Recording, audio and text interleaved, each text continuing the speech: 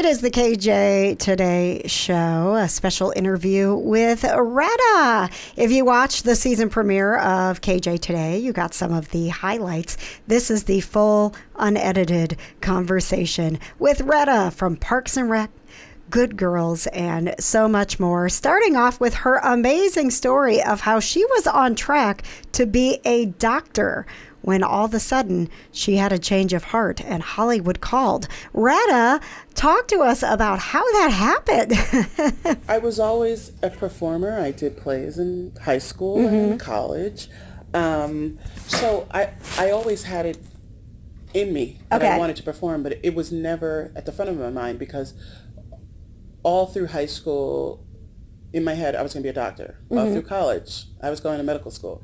So it wasn't until I was living by myself. It was the first time I'd lived by myself when I graduated from college, had my own apartment. My TV was my roommate. And I spent a lot of time watching television, and I loved TV. I always loved TV. But because I was, I guess, more introspective being alone all the time, I was like, I'd like to do this. So I think it was just something that presented itself in my seclusion. And I was like, all right, well, and I really, I'm very empirical in my thinking. Like, I try to think things out and work things out and plan if I can. I would prefer a plan. Sometimes you don't always have a plan. And I was like, well, I'm still young. I don't have kids. So it's not like I'm having to uproot a bunch of people to move to California. And so I was like, if there's a time to do it, this is it. And so it was easy in that I knew I wasn't disrupting too many lives, just my own. Sure.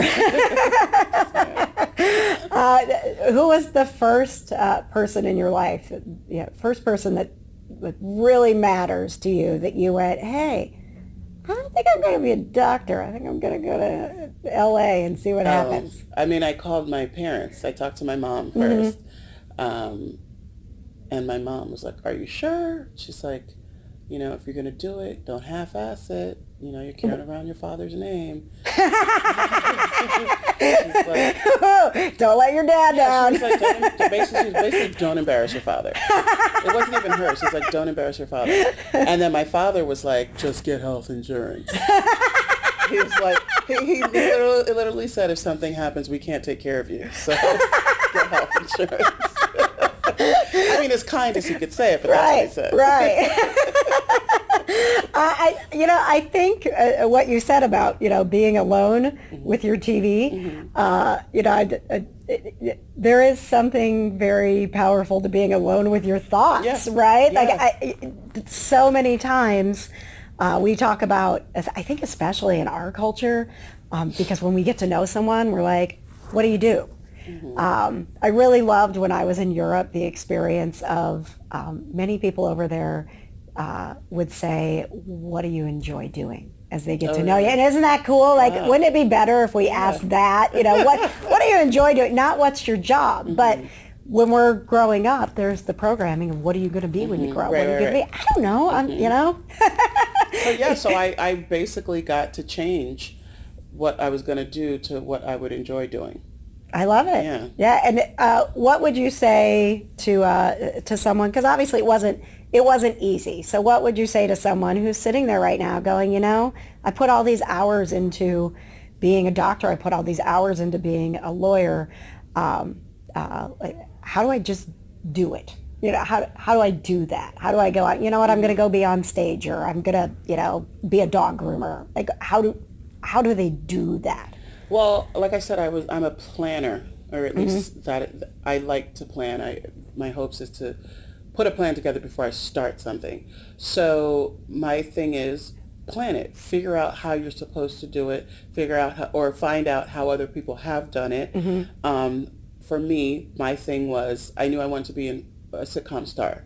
So I was like, okay. So then I would look at sitcoms, and I noticed that a lot of sitcoms had comedians that were the leads. So I was like, oh, I guess I should do stand-up. And that's why I started doing stand-up. Oh my gosh. I figured that's, if I can get good at that, people want to put me on TV. I didn't know how Hollywood worked, but I knew that that had to be the formula because it worked for a couple of people. And so that's why I started doing stand-up. And the other thing is you have to just let yourself get to a place where you know it's going to happen. You have to, you say you have to believe it or I just knew.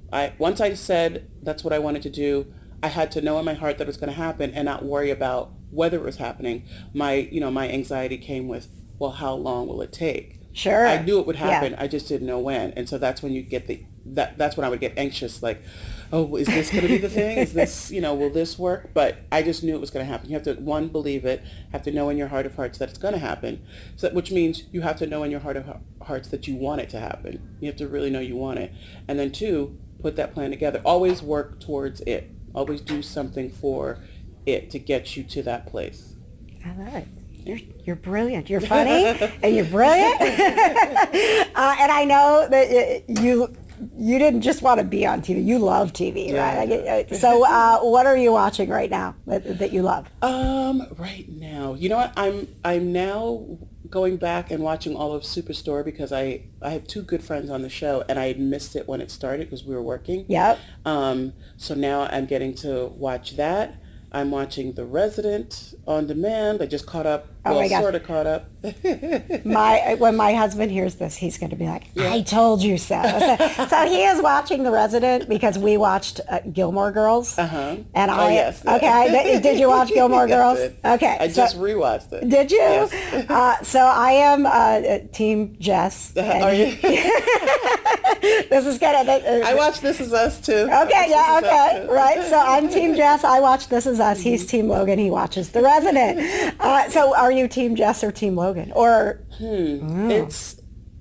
I feel like I was kind of Team Logan for a while, and then when I rewatched it, I was Team Jess. Yeah. But I thought both of them could be jerks when they wanted to, so. But I mean, we all can, right? Exactly. Like, we're all jerks sometimes.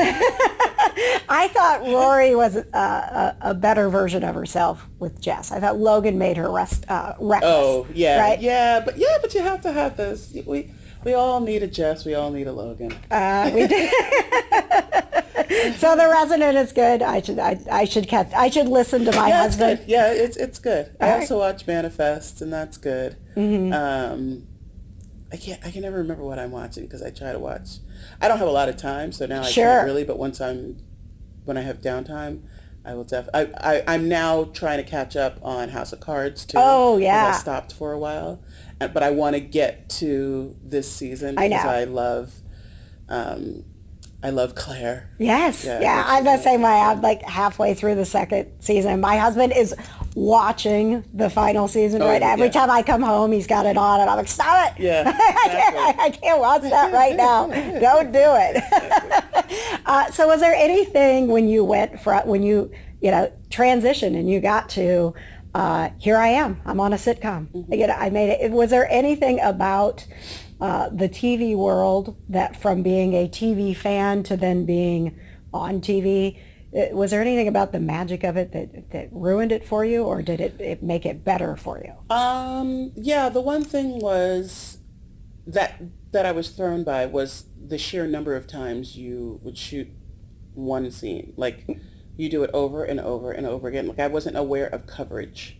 When you watch TV, you don't pay attention to where the camera is. Now I'm very aware of it because you don't realize all those cameras aren't shooting at once. Right. You got to move the cameras. You got to change the light. So it's a lot of time and having to keep the sense of urgency or the sadness of the scene or the happiness of the scene or, when something's supposed to be totally funny and having to do it 10 times. It's not funny 10 times. But you have to pretend that it is every time.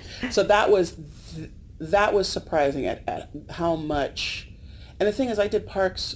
Parks was my first, regular gig. And Parks was a little bit different because we had steady cams and they shot together, so you didn't usually have to change the lighting.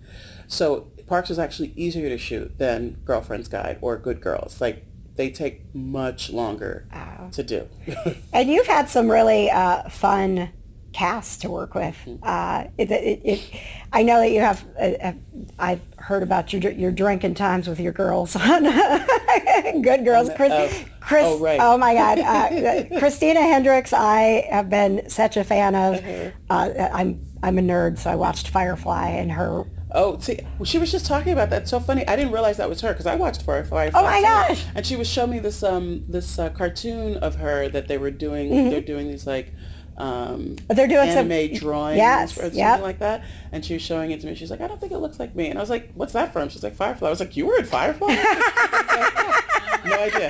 Oh my gosh. She was Mrs. Malcolm Reynolds. I have to go back and look. I have no idea. So with all your castmates, do you have, would you say, like your Parks and Rec people were more fun? Have you had more fun with your Good Girls? Are you just having fun all the time?